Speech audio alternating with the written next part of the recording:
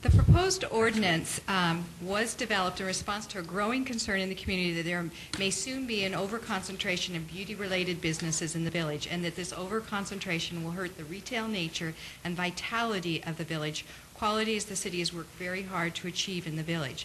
During the last 10 years or so, the number of beauty-related businesses in the downtown village has grown. So we now have 16 within a 6-block area in the historic village core, with others located adjacent. Several of these new beauty-related businesses moved into spaces that were formerly occupied by retail businesses, reducing the potential number and possibly the variety of retail stores that are found in the village.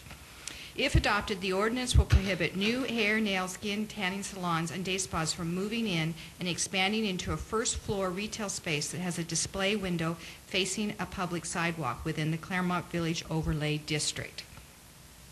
This proposed restriction is similar to a restriction that was adopted several years ago for the village expansion area. In the village expansion area, these types of businesses are prohibited on the first floor and may only be located on the second and fourth story of buildings within the expansion area. The proposed restriction is also similar to the restriction on professional office uses in the downtown area that was adopted during the late 1980s. At that time, office uses were displacing retail uses, and the village overlay district was established with the for the specific purpose of prohibiting additional office uses from moving into retail spaces. There are many in the community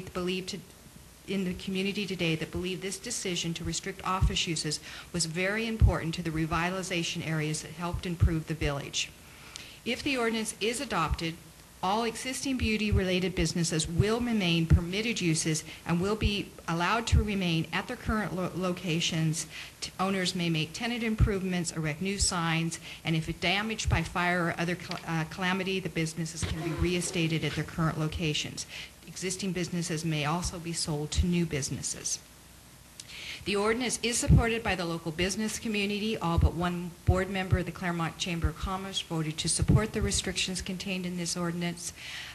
Since preparation of the agenda, the city has received several emails from residents supporting the proposed ordinance. I think you have copies of those.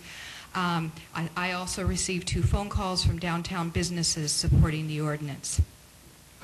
When the Planning Commission discussed this matter, however, the Commission was split on whether the ordinance was necessary and or appropriate. It did not get the necessary supermajority vote for a positive recommendation, so it will require the vote of at least 4 members here tonight. I just want to add again, Lisa Danielle's been hanging in here all night. If you've got any questions about the Commission's discussion on this and the reasons for their decisions, she can answer that. I'd be happy to answer any questions.